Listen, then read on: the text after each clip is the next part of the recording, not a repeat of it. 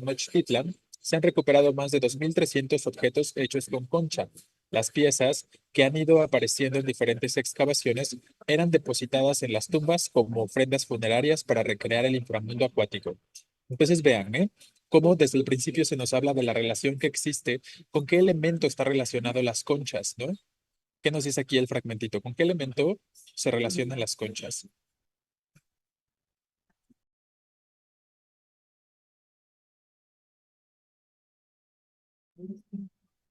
Con el agua, más bien, ¿no? Efectivamente, específicamente con el agua de mar, ¿no? Con el contexto acuático que se intenta representar, nos dice ahí, en el inframundo, ¿no? Entonces, podemos entender que en el contexto del uso, en el contexto de uso dentro de las tumbas, digamos, que se están planteando por ahí, eh, ok, líquido esencial. Sí, me imagino que eso es lo que estás escribiendo, Chavarrita.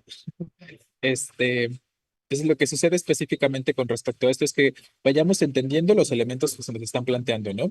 Se nos dice que la concha se utilizaba en las tumbas o en los entierros de los personajes que seguramente eran importantes para representar o recrear el inframundo acuático, ¿no? Entonces, así junto con algunas otras piezas que nos dice por ahí, que es una pieza entonces valiosa o que se considera de riqueza junto con las turquesas, con las plumas de aves exóticas, con el oro, ¿no? Entonces, todos estos aspectos se nos están planteando en el primer parrafito. Luego dice, para los mexicas, así como para las diversas culturas de Mesoamérica, la concha tenía una connotación sagrada, pues al ser un elemento acuático, se asociaba con ese líquido esencial en el desarrollo de la vida, ¿no? Que era lo que estabas comentando, Chavarrieta.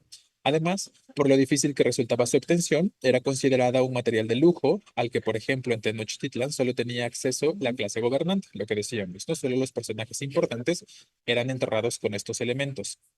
El arqueólogo Adrián Velázquez Castro busca desde hace 15 años las huellas de las herramientas empleadas por los artesanos prehispánicos en la elaboración de los objetos de concha. Y es que a pesar de la gran cantidad de piezas recuperadas, no se han encontrado hasta ahora en la zona del Templo Mayor de Tenochtitlan restos de ningún taller o del área de producción de estos adornos. Velázquez empezó a trabajar en la clasificación de la colección de objetos de concha del Templo Mayor, pero su interés por conocer las formas de elaboración de estas piezas lo llevó a crear un proyecto de arqueología experimental que se convertiría con el tiempo en un taller de fabricación de la concha. Entonces nos vamos a detener aquí un momentito porque hay algunas preguntas que se empiezan a relacionar con este parrafito y que es importante que tengamos ahorita claridad para que sepamos cómo vamos a responder o para que cerciorarnos de que nuestras respuestas son correctas ahorita que lo revisemos, ¿no? Entonces, ¿qué se está diciendo aquí en este penúltimo párrafo?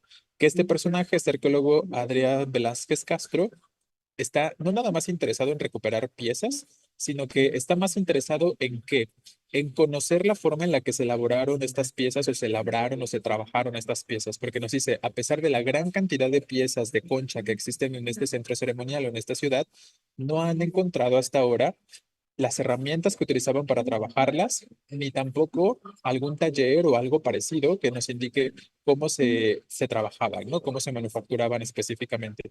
Justo conocer las técnicas que se utilizaban, ¿no? Entonces ahí ya vamos ahí haciendo énfasis en algunas cosas que necesitamos tener presentes para las preguntas ahorita. Con este taller se pretende, entonces él crea un taller, ¿no? Se nos está diciendo, su interés por conocer las formas de elaboración de estas piezas lo llevó a crear un proyecto de arqueología con el que se convertiría, perdón, en un taller de fabricación de la concha. Entonces, su proyecto llevó a generar un taller de fabricación de concha. Con este taller se pretende conocer, mediante la reconstrucción de las piezas antiguas con conchas modernas, las técnicas con las que se trabajó este material en la época prehispánica. Gracias al taller se ha podido saber, por ejemplo, que la producción del Templo Mayor fue muy estandarizada. Se utilizaron la misma técnica y los mismos materiales. Fue controlada por la clase gobernante y estuvo enfocada casi exclusivamente a la creación de objetos ornamentales. Entonces nos dice, mayormente lo que se hacía con la concha de mar eran mayormente objetos de adorno, ¿no? Ornamental tiene que ver con adorno. Al principio, el taller se limitó a estudiar la colección de objetos de concha del Templo Mayor. pero poco a poco se extendió y ya lleva realizados más de 700 experimentos con otros objetos de concha del México prehispánico. Entonces ya no nada más ese taller analiza o estudia, perdón, conchas que se hayan encontrado en el Templo Mayor en la ciudad de Tenochtitlán, sino en todo el México prehispánico, nos dicen, ¿no?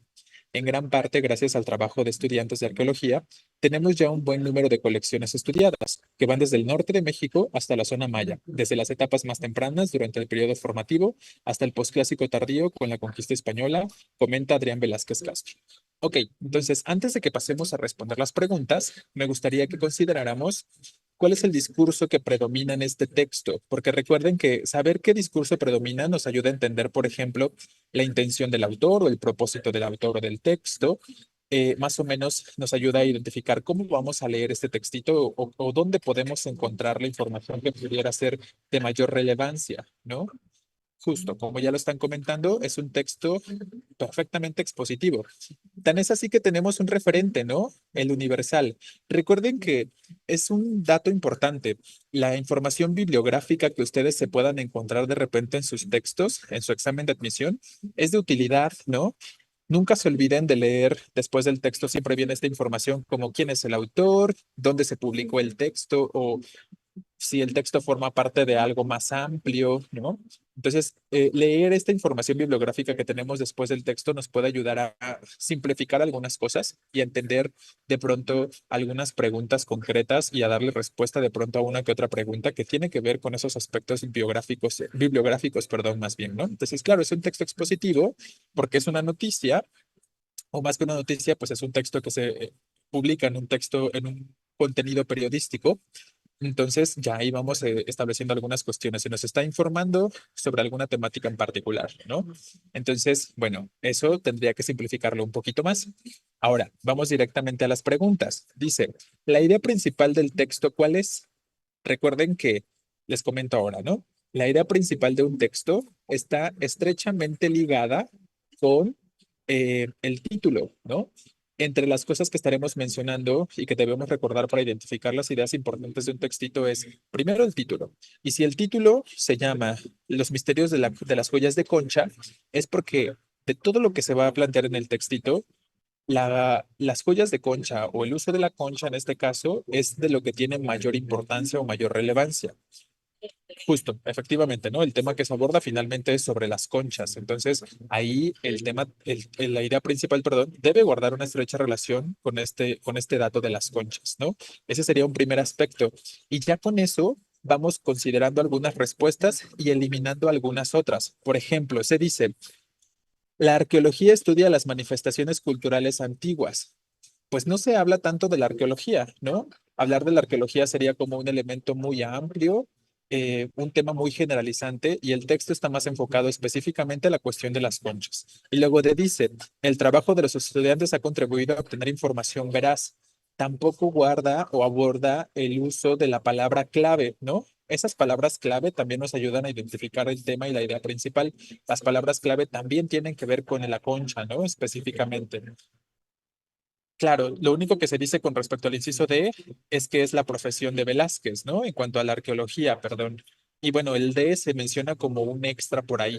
De hecho, hasta el final del texto, ¿no? Que gracias al trabajo de los estudiantes es que se ha podido abordar y estudiar más colecciones, ¿no? Entonces, ya de entrada podemos, así de simple, eliminar dos posibilidades de respuesta, C y D, porque no hablan de nada con respecto a las conchas. Y sabemos que el tema principal, o más bien el tema y la idea principal, deben girar en torno a las conchas. A dice, la concha fue un material precioso y lujoso para las culturas prehispánicas y B, el taller ha trabajado con distintas muestras de conchas prehispánicas. Pero claro, ¿cuál está más enfocada a específicamente hablarnos de las conchas? Pues el inciso A, como ya lo están mencionando ustedes, ¿no? Efectivamente. Entonces, esa es la idea principal. Y como lo pueden notar, ¿desde dónde se menciona este aspecto de la idea principal? Desde el principio, ¿no? ¿Se acuerdan que desde el primero o segundo párrafo ya se está estableciendo esta información, que la concha fue un material precioso y lujoso para las culturas prehispánicas, ¿no? Desde el primer párrafo se deja entrever tal cuestión, se dice un tanto de forma implícita, y en el segundo párrafo ya se dice de forma muy literal tal cuestión, ¿no? Entonces, ¿cuál es la importancia de esto? Que normalmente ustedes ya definieron que el texto es expositivo, ¿no? Normalmente en los textos expositivos, la idea principal que se va a abordar tiende a plantearse desde el principio. Es algo casi formulaico, ¿no? No digo que siempre vaya a ser de esa forma, simplemente es lo más común o es lo habitual que en los textos expositivos el tema y la idea principal del texto se aborde desde el principio, se deje explícita desde el principio. Y eso es entonces lo que está sucediendo con este textito, porque por esto es que las estudia tanto, justo, ¿no? Esa es la razón por la que finalmente este arqueólogo Adrián Velázquez está interesado, ¿no? Por su importancia, por su relevancia, por el hecho de ser un elemento de ofrendas relevante, ¿no? Y por su riqueza, la riqueza que puede representar. Por eso se convierte en un objeto de estudio, efectivamente. Pero entonces, bueno, aquí ya les estoy planteando algunas cuestiones específicas que les pueden ayudar a identificar estos elementos de forma más concreta, ¿no? Cuando les pregunten por la idea principal, piensen en el título, en la repetición de palabras clave y que esa opción de respuesta se mencione lo que estamos considerando como repetitivo, como las palabras clave que se están usando acá, ¿no? Entonces, bueno, uno, quedamos que el inciso A. Dos dice, la frase inframundo acuático se refiere a qué cosa en ese contexto, ¿no? El elemento fuego no es predominante en el mundo de los muertos, el ser es sagrado en el mundo de los muertos, existe el agua como expresión de vida en el mundo de los muertos o hay ríos y lagos en el mundo de los muertos.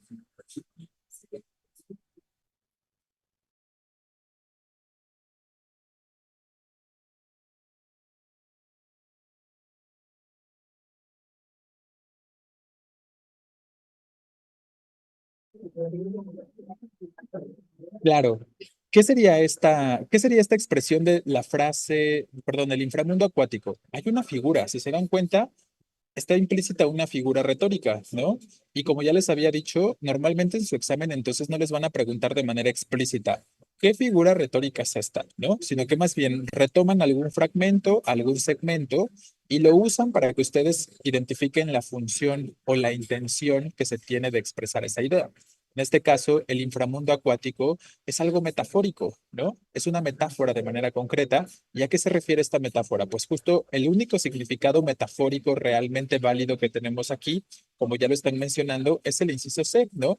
Existe el agua como expresión de vida, ¿no? Por eso nos está planteando en el mundo de los muertos, por eso nos está planteando la idea del inframundo acuático, ¿vale? Entonces, porque aparte nos dice, recuerden en alguna parte del texto, que es el líquido esencial, ¿no? El líquido vital. Cuando hablamos de un líquido como algo esencial, entonces estamos tejiendo una relación con las formas de vida o con la expresión de vida, ¿no? De manera concreta. Justo, bueno, aquí su compañero me está ayudando a retomar un fragmentito para que veamos justo dónde podemos justificar esta respuesta, ¿no? En Mesoamérica, la concha tenía una connotación sagrada, pues al ser un elemento acuático se asociaba con ese líquido esencial en el desarrollo de la vida, ¿no? Efectivamente, entonces, simplemente es una paráfrasis, ¿no? Lo podemos encontrar en el segundo párrafo, ¿vale? Entonces, no estamos haciendo otra cosa más que identificar la información de manera literal en el textito, solo que un tantito parafraseada, ¿no? Y ahí lo podemos observar de manera bien evidente. Muy bien, gracias, Chavarrera. Entonces, dos, dijimos que el inciso C. Tres dice, a partir del texto se infiere, ojo, se infiere, ¿no? Que la concha de mar tiene las siguientes características. ¿Qué se puede inferir? Recuerden que las inferencias tienen que ver con algo que no se dice de forma literal, pero que se puede sobreentender o suponer.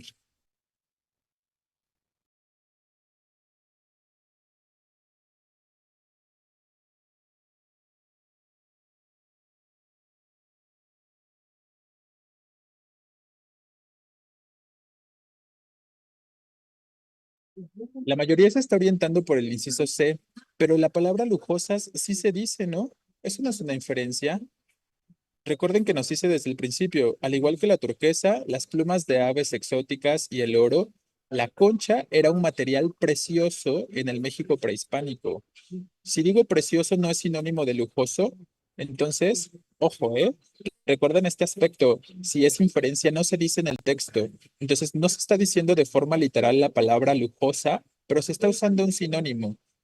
Precioso y lujoso funcionan como sinónimos. Entonces, bajo esta idea, no podemos determinar que el inciso se pueda hacer la respuesta. Entonces, ya desde ahí más bien lo podemos eliminar, porque sí se dice en el texto que es un elemento o que tiene una característica de lujo, ¿vale?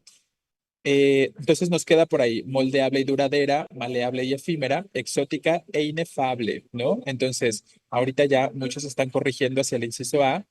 ¿Dónde podemos justificar esta respuesta? Ojo, que no se va a decir de forma literal, ¿eh?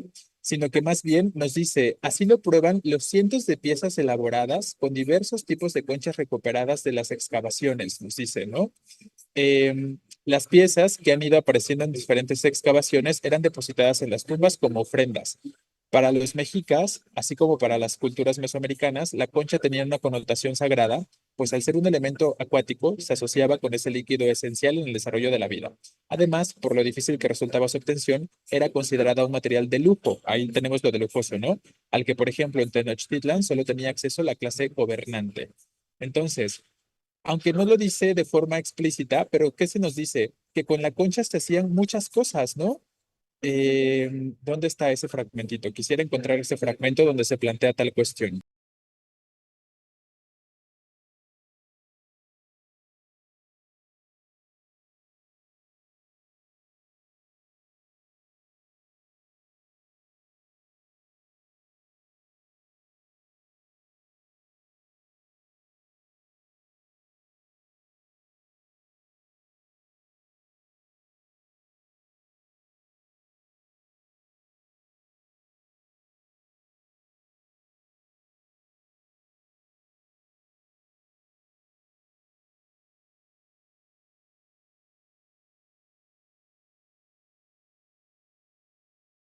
Bueno, en ese segundo párrafo se nos dice en algún punto que todas las piezas que se hacían con material de concha eran distintas, ¿no? O sea, que se podían hacer distintas cosas. Ese es el punto al que quiero que lleguemos con respecto a esta información, que se hacen distintas cosas con la concha específicamente.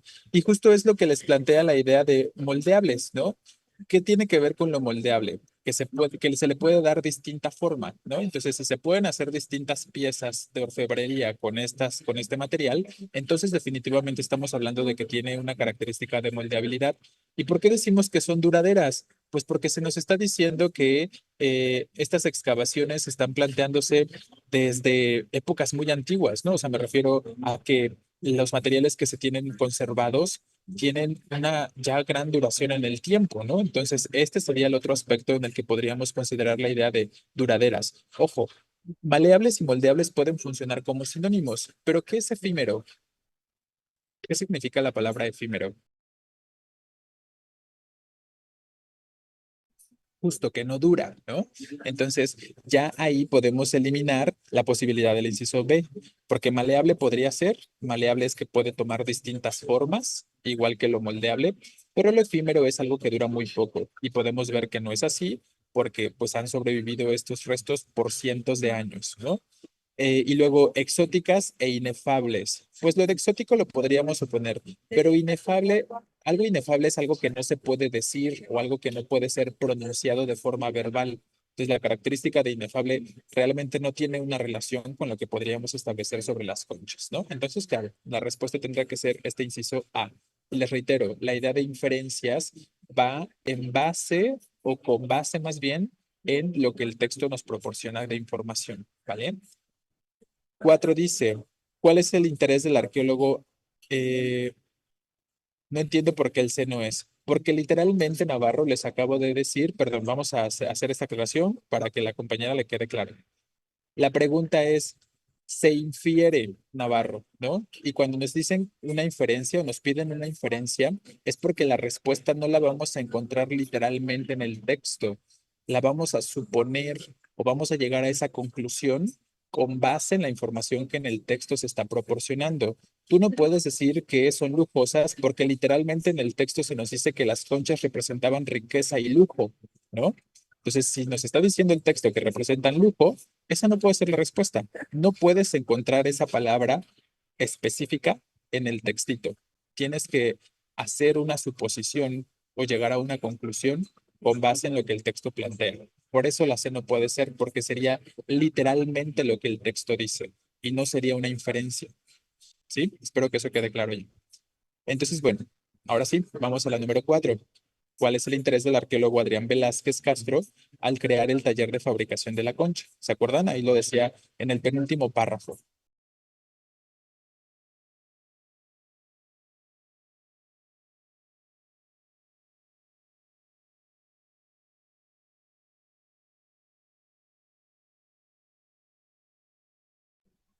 ¿Se acuerdan por qué quería entonces este personaje generar este taller? Recuerden que decía, hay muchas piezas, hay un montón de piezas, pero no se sabe nada o no hay indicios de cómo se trabajaba, ¿no? No hay indicios de cómo se trabajaba el material o no se conocen las técnicas, ¿no? Efectivamente. Entonces, ¿qué tiene que ver con eso? Nos dice dar a conocer los oficios prehispánicos, continuar con la tradición mexica, perfeccionar el trabajo manual indígena o rescatar la manufactura precolombina. Efectivamente, averiguar cómo lo trabajaban, ¿no? Y entonces, ¿qué tiene relación con ello? El inciso D, cuando nos dice rescatar la manufactura precolombina. Ojo, otra vez, estamos usando palabras que parafrasean lo que el texto nos dice. Entonces, el texto no nos dice literalmente rescatar la manufactura precolombina, pero si lo pensamos bajo el contexto de que se quiere saber cómo se trabajaba, cuáles eran las técnicas utilizadas y demás, entonces justo tiene que ver con esta idea de rescatar la manufactura, ¿no? Justo se relaciona con este aspecto, con lo que se dice en el texto de forma literal. Incluso por descarte, yo creo que la podríamos elegir, ¿no? Porque no es como que se haya expresado en el texto que este personaje quería dar a conocer el oficio de los oficios prehispánicos, perdón. Tampoco se nos menciona la idea de que quisiera continuar con esta tradición, ¿vale? Y luego perfeccionar el trabajo manual. Muchos señalaron este inciso C, pero si fuera perfeccionar el trabajo manual, entonces el arqueólogo estaría considerando que el trabajo de los mexicas, pues era un trabajo que no estaba muy bien hecho y que podía ser mejorado, pero nunca se hablan de juicios de valor, ¿no? O sea, nunca se expresa ningún juicio de valor en el texto donde se nos diga que no, que él considera que no es muy bueno ese trabajo ni nada parecido, ¿no? Efectivamente, justo ni siquiera lo conocían, ¿no? O sea, ni siquiera sabían cómo se lleva a cabo y cómo podían o cómo querían rescatar esa fabricación, entonces se habla de la manufactura, ¿no? La manufactura precolombina, que entonces hay que pensar, lo precolombino tiene que ver con, ¿sabemos cuál es el significado de esta palabra? Colombino de Colón específicamente, entonces precolombino tiene que ver con previo a la llegada de Cristóbal Colón a América y a Mesoamérica también, ¿no? Justo previo a la llegada de Colón al continente americano. Entonces, tenemos que establecer y conocer más o menos estos aspectos que funcionan como sinónimos, ¿no? Entonces, Mesoamérica se desarrolla durante la época precolombina, ¿no? Es el desarrollo que existía de las civilizaciones previas a la llegada de Colón. Y es lo que se nos dice acá. Y entonces, si establecemos esta relación y esta comparativa, ya será un poquito más evidente. Lo digo porque a lo mejor a algunos de ustedes les suena rara esta idea de precolombina. En el texto tal vez no dice precolombina, pero nos hace referencia a esa temporalidad, ¿no? Con otros términos, con otras palabras. Entonces, 4 tendrá que ser D. 5 y última con respecto al textito. ¿Cuál es la intención del autor? Recuerden que la intención o el propósito tiene que ver con el tipo de texto que se pueda producir, ¿no? Entonces, ¿cuál creen que es la intención del autor?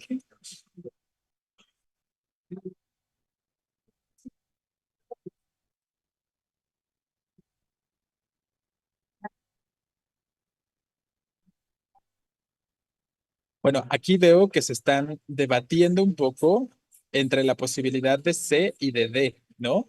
Divulgar o revelar, efectivamente.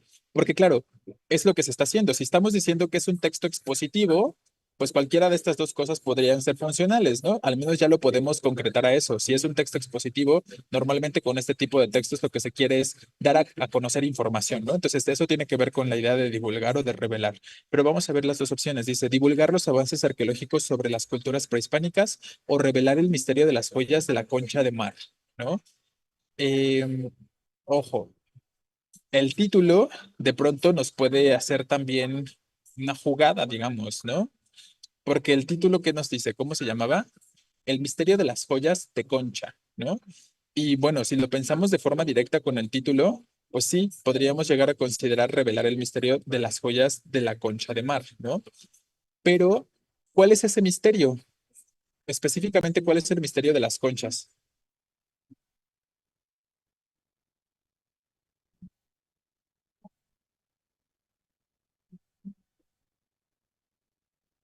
¿Cómo se trabajaban, no? Efectivamente. O cómo se moldeaban, cómo se elaboraban, efectivamente. ¿Cuáles eran las técnicas, ¿vale? ¿Cuáles eran las técnicas en su uso o en su elaboración específicamente? Ahora, También hagamos una comparativa entre la palabra divulgar y la palabra revelar. Divulgar es como dar a conocer al público en general. Habría que pensar, el lenguaje que se está utilizando es suficientemente divulgativo, ¿no? Sí guarda estos aspectos de divulgación.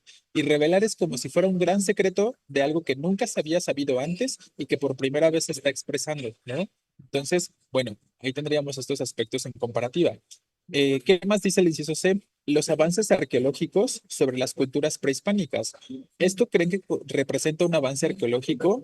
Sí, ¿no? O sea, sí podemos hablar de un avance arqueológico cuando estamos mencionando o diciendo o divulgando, en este caso, cómo se trabajaban ciertos materiales o cuáles eran las técnicas que se utilizaban para trabajar ciertos materiales. Y esos justos son los avances arqueológicos, ¿no? Los descubrimientos más recientes y en cuanto en este caso a la técnica de trabajo de ciertos materiales como la concha, ¿no? Entonces, efectivamente, para aquellos que están considerando que la respuesta debería ser C, esa es la respuesta correcta, ¿no? Es un texto divulgativo por el tipo de lenguaje que utiliza y porque los avances arqueológicos son justo esos misterios, ¿no? Digamos que el inciso D no es lo suficientemente concreto, aunque sí se nos habla de la idea del misterio de las conchas, de manera concreta tiene que ver con cómo se trabajaba, ¿no? Y la opción que refiere al cómo se trabajaban y cuáles eran las técnicas es la que plantea la cuestión de los avances arqueológicos, ¿no? Los avances arqueológicos sobre estas culturas prehispánicas. Bien, de cuatro dijimos que es de rescatar la manufactura precolombina, ¿no? De la número cuatro, ¿vale? Y de las cinco consideramos más bien C, divulgar los avances arqueológicos, o sea, dar a conocer de qué forma se trabajaban las conchas, ¿vale? Entonces, cinco tendrá que ser el inciso C. ¿Queda claro? Espero que quede más o menos clara esta última preguntita. ¿Por qué tendría que ser la C y no la D? ¿Vale? Y por último, ya para terminar con el ejercicio del día de hoy, dice, identifica solo la oración principal del siguiente fragmento. Recuerden que la oración principal, eh, pero no se consideraría que ya se encontraron las máquinas. ¿Cuáles máquinas? Perdón, Navarro. Si quieres, ahorita al final lo podemos plantear, nada más para que le demos respuesta a la pregunta número 6, ¿vale? Mientras tú me vas planteando ahí como tu observación o tu comentario, ¿va? Eh, les estaba diciendo, recuerden que la oración principal es esa que se entiende por sí sola, que no necesita estar acompañada de otros elementos para tener sentido, ¿no? Conserva una totalidad de significado. Entonces, de las que estamos planteando aquí, aquella noche, en la hora de la rata, el emperador soñó que había salido de su palacio y en la oscuridad caminaba por el jardín, bajo los árboles en flor. Algo se arrodilló a sus pies y le pidió amparo. Entonces, ¿cuál es la oración principal?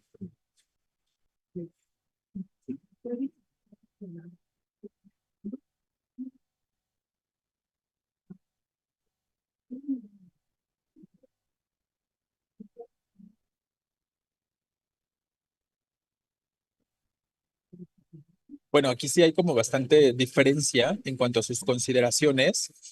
Eh, ¿Qué creen que es lo importante de este fragmento? ¿Decir que soñó que había salido de su palacio o decir que algo se arrodilló a sus pies y le pidió amparo, ¿no? O ¿no? O sea, finalmente recuerden, ajá, el sueño, efectivamente, el sueño es importante, ¿no? Aquí lo importante es referir a algún aspecto donde se hable del sueño, ¿vale? Entonces, bajo esta situación, ya podríamos eliminar alguna opción de respuesta. Todas las opciones de respuesta nos están planteando la idea del sueño, ¿no? De Telegram. No tenemos un grupo de Telegram, Castañeda.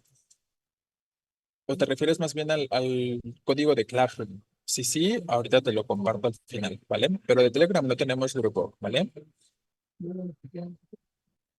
Claro, efectivamente, ¿no? Por aquí dice uno de sus compañeros, lo importante es decir que soñó porque todo sucede en su sueño, ¿no? Específicamente.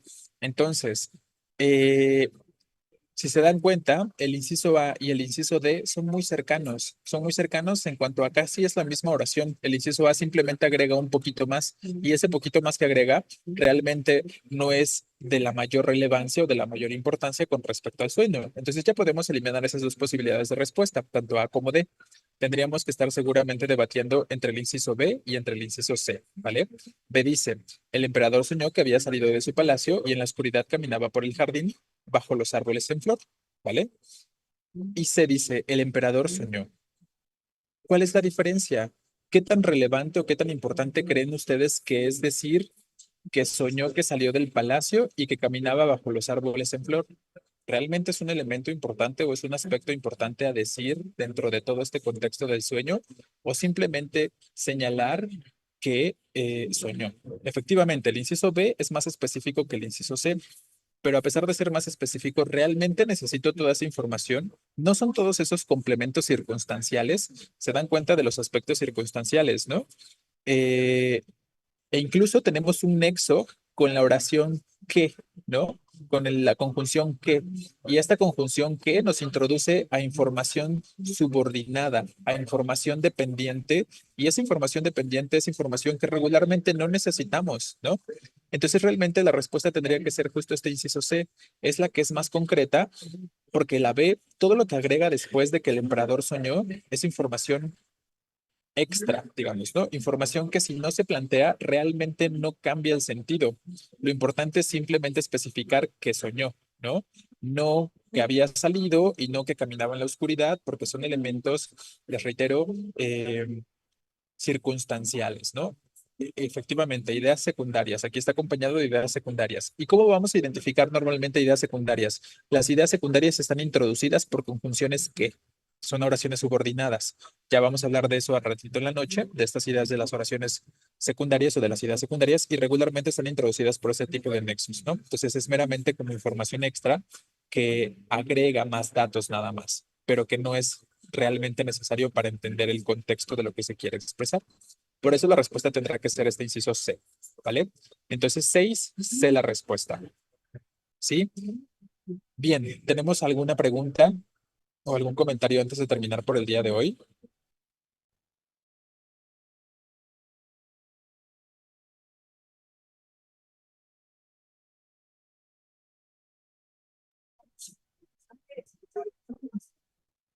Ok, chicos.